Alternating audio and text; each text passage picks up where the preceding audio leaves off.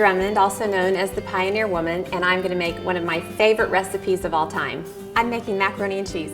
I always say I probably wouldn't have grown as a child if macaroni and cheese didn't exist, because it's pretty much all I ate for the first decade of my life. So I'm starting by buttering the dish. Now you can buy the stuff in the little blue box at the grocery store, but if you can make macaroni and cheese from scratch, you can pretty much do anything. Now the roux is just butter, which we melt in a Dutch oven. To the melted butter, I'll just sprinkle in some flour. Let this cook for just a couple of minutes. And then when it's bubbling, I'll add in some whole milk. So what this roux will do is thicken the milk, and it'll make this yummy, bubbly white sauce. And we'll let this cook for a couple of minutes, 3 or 4 if it's not getting thick. And when it's bubbling, I'm going to add in some dry mustard, and that gives the macaroni and cheese just a nice little je ne sais quoi. Okay, this is getting nice and bubbly. Now I'll add a little salt and some pepper. Now this is an optional step, but to add a little richness to the macaroni, I like to add a beaten egg. But if you add an egg right into the hot roux, it could scramble the egg, which would add for an interesting texture.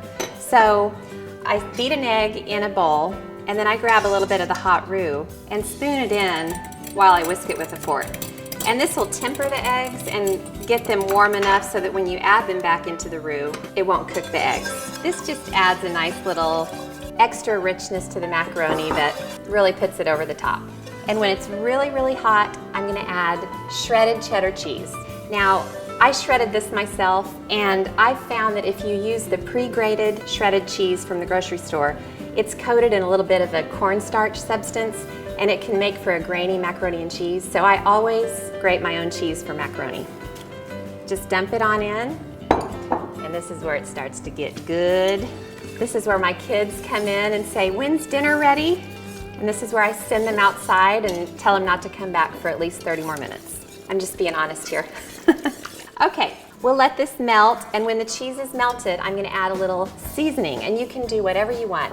I like a little spice in my macaroni and cheese, so I'm adding a little cayenne, a little paprika, and some thyme, which just adds, again, a little je ne sais quoi.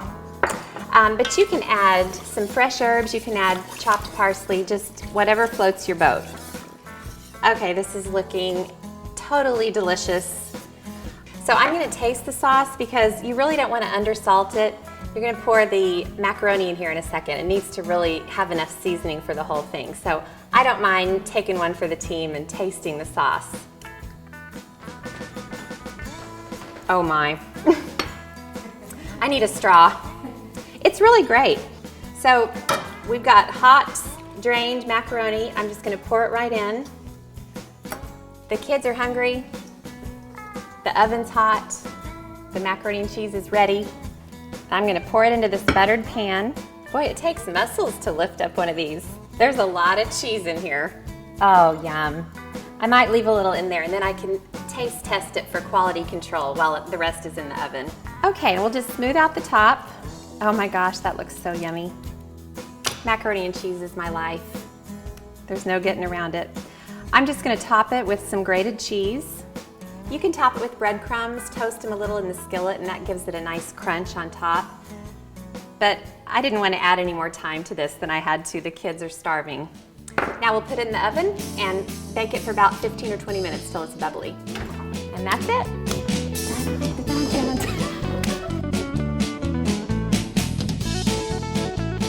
Okay, it's ready. And this looks exceptionally good.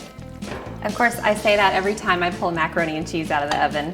I love it every bit as much now as I did when I was 8. And I think just to be on the safe side, I better give it a taste.